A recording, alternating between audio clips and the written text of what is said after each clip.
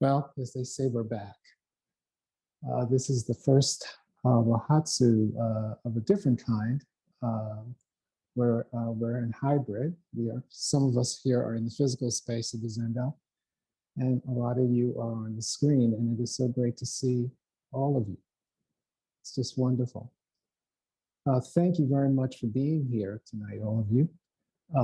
We have quite an array of folks. New Jersey, New York, Maryland. We've got different parts of the United States, and we even have Italy in the house. It's 9 o'clock. It's 9 o'clock in the morning over there. So we've got Italy in the house. So thank you all. And Bolivia, thank you very much for being with us tonight. This is so great.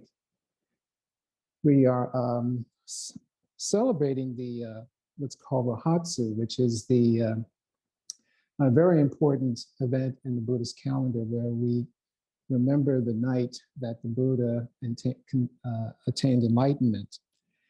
And it's a very important commemoration in most Buddhist temples and centers, because they started at the beginning of the month, December, and then some of them go until the 11th of this month. But usually we go till the 8th, and we're doing a bit of an abridged version of that.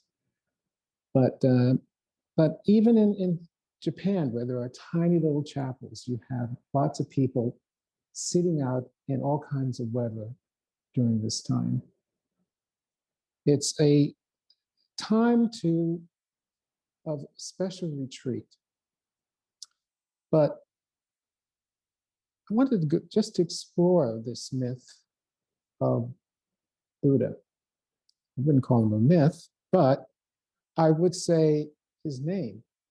His name was Siddhartha Gautama. He was a prince, and his father, King Lanamadama, wanted him to be the heir of his kingdom. But Siddhartha had a different idea. He wanted to become a theologian.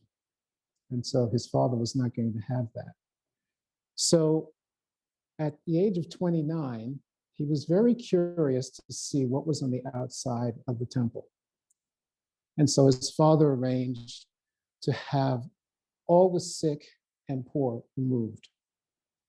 Any signs of death were to be replaced with signs of vitality. But Siddhartha was not convinced about this. So with the aid of an attendant, he went out secretly. And on the first day, he saw a sick person and was shocked to learn that everyone gets sick.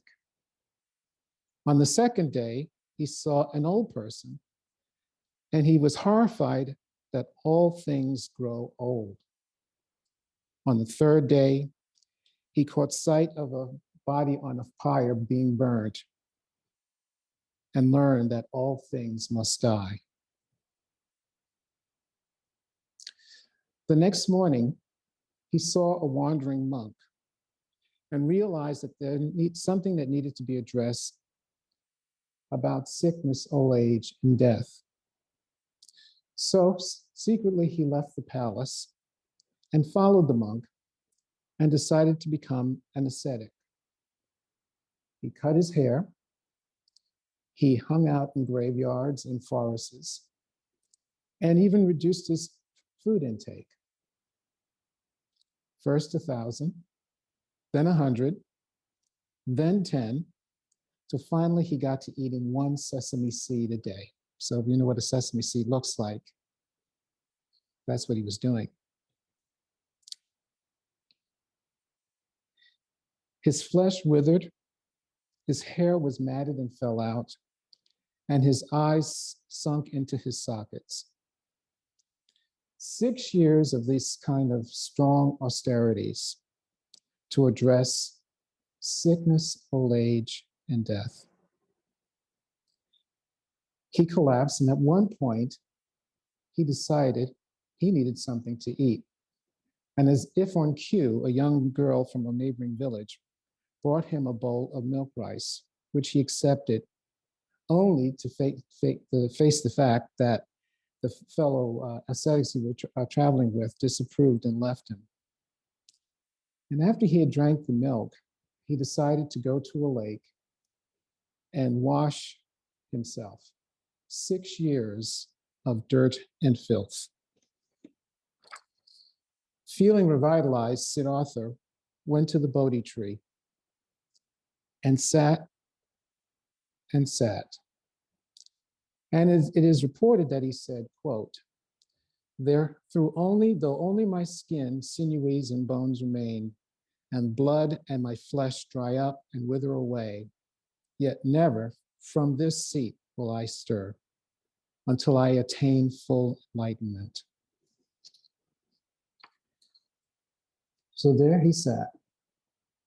But he was visited by a god called Mara, or the distractor, who sent legions of demons and monsters to try to get him to get off his seat. Some of the stories say that Mara was really a teacher who confronted Siddhartha with the question of self-doubt. Who are you? Why are you doing this? Why are you staying up all night? Questions upon questions as to why he should be doing this. So Siddhartha asked for support. And so what he did was he touched the ground on which he sat, and the entire earth said yes, yes. And that's when he became the enlightened one. I tell you that story because I think we tend to think of the Buddha being enlightened already, when really he was a man who had gone through a very serious process. Not just a process of sitting under the Bodhi tree, but being an ascetic, starving himself to death, living in filth and dust, being a pampered kid with a father who thought that he should be saved from sickness, old age, and death. And who knows whatever else that led up to this process which we are observing tonight. But the interesting thing is that even though he had attained this new state, he didn't know what to do. Now that I'm here, now what? And it was rumored that he wanted to stay in this complete state of bliss until the gods showed him dirty water. And in the dirty water were also lotuses trying to come to the top, trying to be realized. And he asked the question, how do you teach people to attain what they already have? Enlightenment is not something to be acquired. It's an ongoing process. How do you teach people to attain what they already have? According to the story, the enlightened one stood up and went out to teach. I would like to believe tonight that we are here to undergo that same process. The process to wake up to what we already have. Mara will visit us tonight.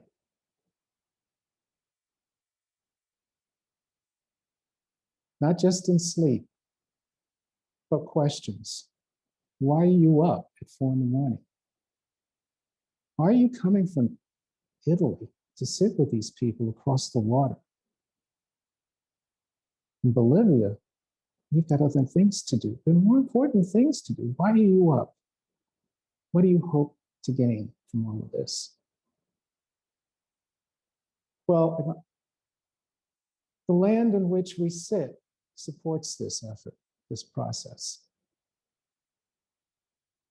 And so I'd like to think that when we do sit tonight, the earth will confirm the process of why we're doing this.